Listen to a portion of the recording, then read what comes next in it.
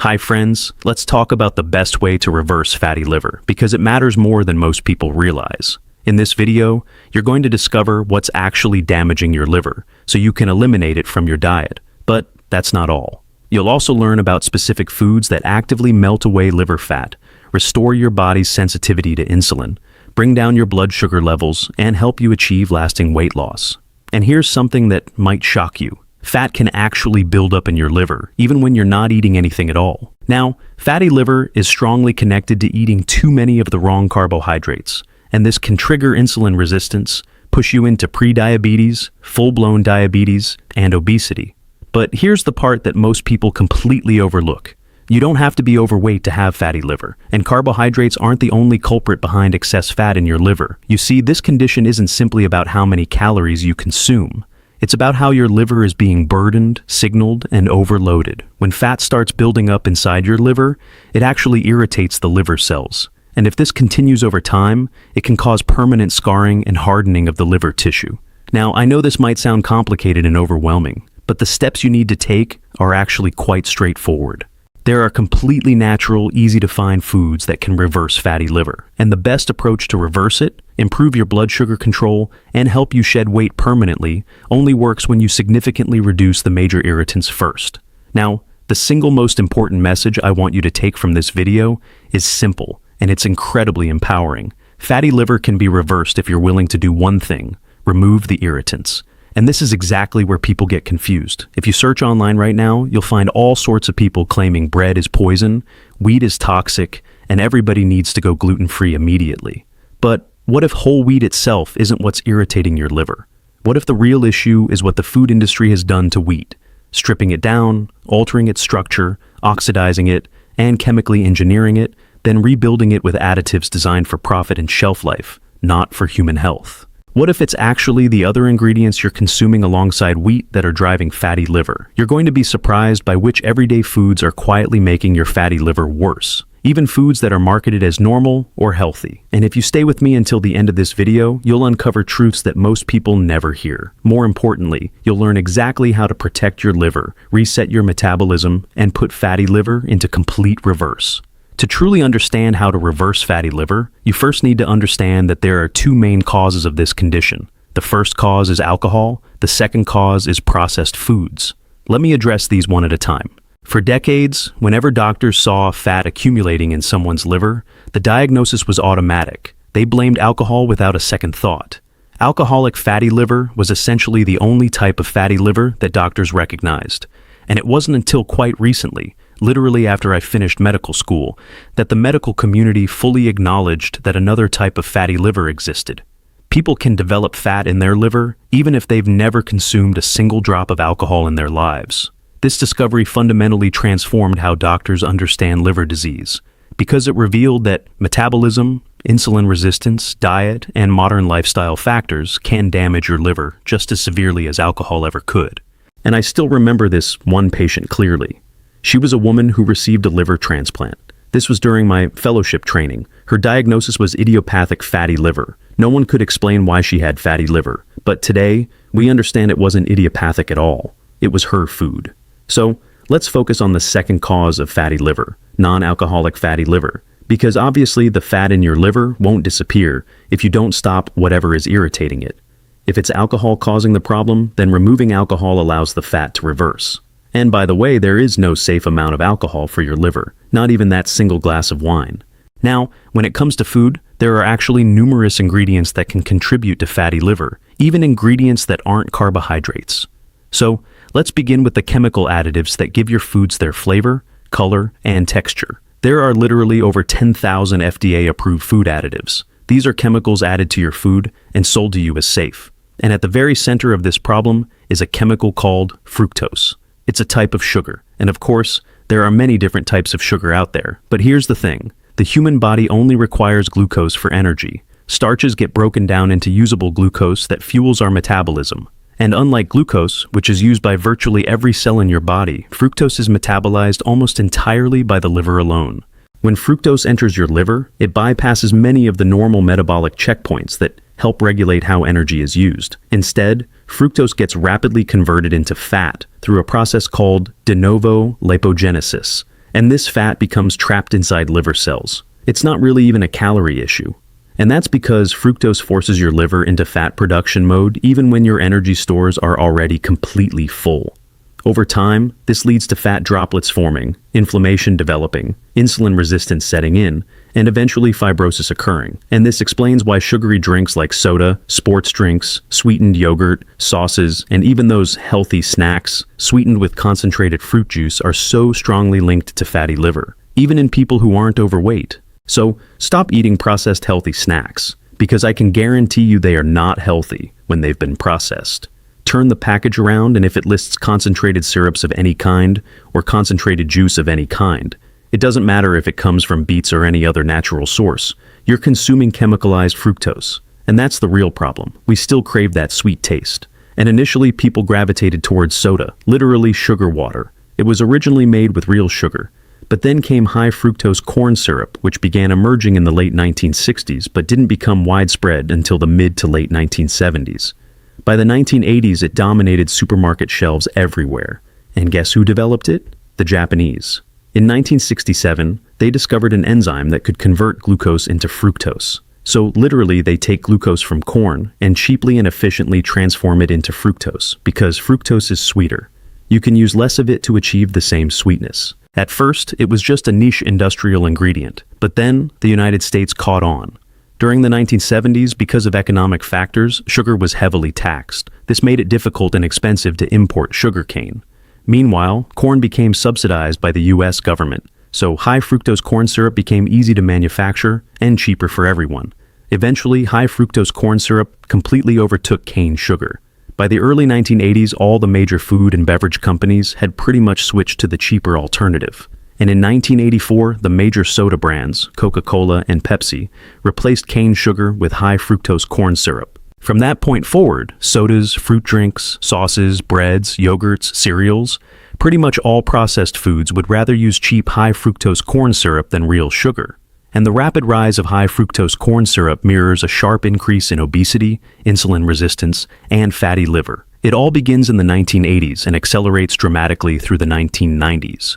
While humans have always consumed small amounts of fructose from whole fruits or the occasional discovery of a beehive full of honey, this regular, repeated consumption of high-dose liquid fructose is really a modern experiment, and high fructose corn syrup has proven itself unsafe. On average, Americans consume over 100 pounds of pure sugar every year. You literally are what you eat, folks. And if you're looking for a sugar replacement, thinking agave nectar, maple syrup, molasses, coconut sugar, or inverted sugar are fructose-free, think again. They all contain fructose, and you'll remain trapped in your addiction. Remember, fructose in any form, unless it's naturally contained within a fiber matrix and diluted with water like whole fruit, will cause fatty liver. Whole fruit is completely different because it exists within that fiber matrix, that natural packaging you have to chew through and digest. And the small amount of fructose present is actually being handled by your gut microbiome. But when you concentrate fruit and extract just the juice, it's not the same anymore because there's no fiber matrix. It's already been broken apart. It's been discarded. So don't assume a product is good for you simply because it came from a natural source. It has to be completely natural. There's nothing natural about concentrating any amount of sugar. And even if it's not 100% fructose, it can still damage your metabolism. Now, if you analyze table sugar, it's half glucose and half fructose. That means for every spoonful you eat, you're directly giving your liver a toxin in the form of fructose, while simultaneously spiking your insulin with the glucose component. The glucose tells your body to store energy, while the fructose simultaneously drives fat production in your liver. So this creates a metabolic trap. High insulin blocks fat burning. High fructose increases fat production. And this locks more and more fat inside your cells. This combination rewires your liver's metabolism. It makes it harder to burn fat and easier to accumulate it. So fatty liver in this context isn't really a matter of willpower. It's a predictable outcome of chronic biochemical pressure. And even if you don't consume any sugar or drink any alcohol, believe it or not, you can still develop fatty liver. This is caused by a disorder in how fat is handled inside the liver, and multiple pathways can drive this process. One of the most common pathways is insulin resistance. Even without sugar, chronically elevated insulin, often driven by refined starches like white bread, pasta, and rice products, can cause fatty liver. And in America, the majority of processed foods, I believe over 70%, are made from a single grain. We're talking about everything from pizzas to hamburger buns to pastries, crackers, and noodles. And it's no wonder why everyone is advocating for gluten-free diets. But it's not the gluten that's causing fatty liver. It's actually the concentrated carbohydrate, the starch in the wheat. We've ground it up into a fine powder, then we glue it back together and pretend it's food. That's not food, folks. Can you grind up an apple, put it back on a tree, and have it look like an apple again? No, you can't. So here's a good analogy. Think about a keyboard and its keys. You can't type on a computer without the keys being attached to a keyboard.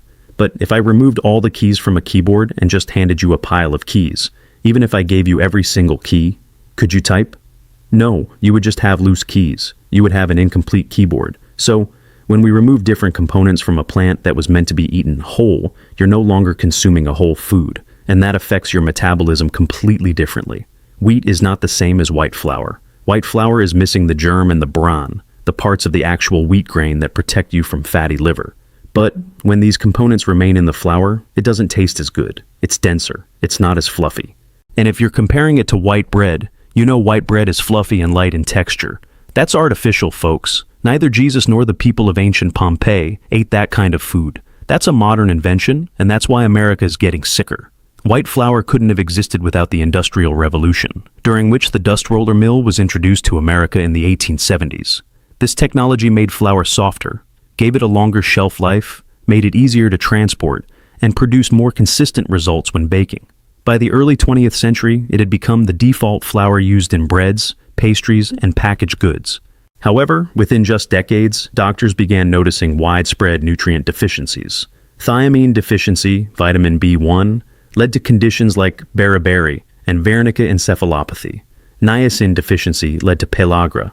By the 1940s, the problem had become so severe that the US government mandated adding synthetic B vitamins and iron back into white flour. Importantly, this enrichment replaced only a fraction of what had been removed. It did not restore fiber, vitamin E, magnesium, zinc, or hundreds of other phytochemicals that we haven't even fully discovered yet. So, by enriching a fake food, we built a second wave of medical problems associated with highly refined starch: fatty liver disease, diabetes, obesity, and insulin resistance. And instead of reading history and learning these lessons, we still want to manipulate nature and our bodies. Nothing good ever comes from trying to manipulate nature. And now, we're giving people medications just to make them stop eating. It's remarkable that we refuse to stop manipulating not only our food, but our very biochemistry. And the food industry doesn't just stop at making the flour. They make the flour taste good by adding more junk. Have you ever tasted plain flour mixed with water? It doesn't taste good. Nobody would eat that. The only way you're going to get people to eat it is if you add fat, flavor enhancers, and create crackers, pastries, donuts, and desserts. And can you guess what else these items have in common besides starch that's contributing to your fatty liver? I already said it. Fat. Excessive fat. We're not just overeating starch, folks. We're overeating starch combined with fat, which is another major driver of liver fat accumulation. When you eat fat, especially saturated fat, it gets delivered to your liver. And when large amounts of fat circulate in your bloodstream, the liver acts as a traffic controller. If fat arrives faster than it can be processed and exported, it accumulates. And this is why fatty liver has been documented in people on very low carbohydrate or ketogenic diets who consume large amounts of saturated fat, but very little or no sugar. The liver doesn't care whether that fat came from sugar conversion or from your bloodstream. It only sees the overload. And saturated fat is hidden not just in flour-based products like croissants and donuts. You're also very likely eating it in spreads, margarine, butter, salami, pepperoni, and ham. Yes, your sandwich meat is probably a problem. Now, I know you're probably wondering what you can actually eat. It's because I just listed so many things that shouldn't be eaten together if you want to cure your fatty liver.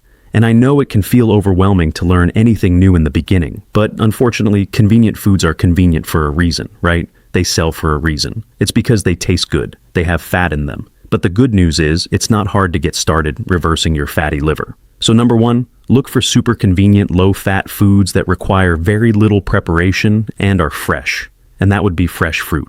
Now, even though fruit contains sugar, there's actually very little sugar in fresh fruit. The majority of it is water weight. And then you have the fiber. People with liver disease do better when they eat more fruit. People with diabetes do better when they eat more fruit. This is not fruit cups, folks. This is fresh fruit. And the more fruit you eat, the more weight you can lose. And frankly, if all you did was eat fruit, you would lose your fatty liver. You would lose weight and reverse type 2 diabetes. But you wouldn't be completely healthy because the nutrients in fruit are limited. They're not complete. We need complete nutrition. So the second super convenient food to eat is more vegetables. All different kinds of vegetables that are low in calories and high in micronutrients, especially phytonutrients that give vegetables their vibrant colors. That red, orange, yellow coloring is made by plant phytochemicals called beta-carotene. And guess what? This nutrient has been shown to help burn fat. So if you want to lose fat, eat more foods containing beta-carotene. Especially look for any fruits and vegetables that are colorful because they contain more beta-carotene. Now, I personally gravitate towards super orange-colored foods like carrots or squash, as opposed to eating white-colored foods like white strawberries or white root vegetables, because those colors indicate they contain beta-carotene and other phytonutrients. That's just my approach. And another thing with vegetables is that there's often a high barrier to cooking them. And frankly, if you don't cook a lot and you want to eat your vegetables, if they're edible raw, blend them and drink them. In general, vegetables are low in calories, high in fiber, high in micronutrients. It's absolutely worth investing your time to learn this system. Fiber is really the key focus here. Focus on foods with fiber, which is very different from taking a fiber supplement. While it's hard to overeat fiber supplements because they taste so bad, they still take up precious real estate in your stomach and make you feel full. And as it is, America is already struggling with eating enough phytonutrient-dense foods. We need to fill our buckets properly, otherwise, it can be quite harmful for us in the long run. And this is true whether or not we're taking medications to suppress our appetite like GLP-1 agonists. An agonist, especially if you haven't changed the quality of your food or added supplements. When you eat whole food with fiber, the majority are packed with essential micronutrients and phytonutrients that aren't listed on the RDA as essential, even though I believe many of them are. We're a nation that's overfed and undernourished. Essentially, we're malnourished. And this is especially true for people who aren't eating, whether by choice, medically induced, or forced starvation. Malnutrition and rapid weight loss can also cause fatty liver disease. And this seems counterintuitive, but when protein, choline, methionine, or key micronutrients are deficient, the liver cannot package fat into VLDL particles for export. And this was clearly demonstrated in starvation studies, and is still seen after bariatric surgery, in eating disorders, or during prolonged fasting without adequate nutritional supervision. In addition, frequent eating, stress hormones, poor sleep, and inactivity can all push fat into the liver and prevent it from burning its own fat stores. Now, if you want to learn how to easily incorporate some movements that can help you burn fat, watch the next video right here.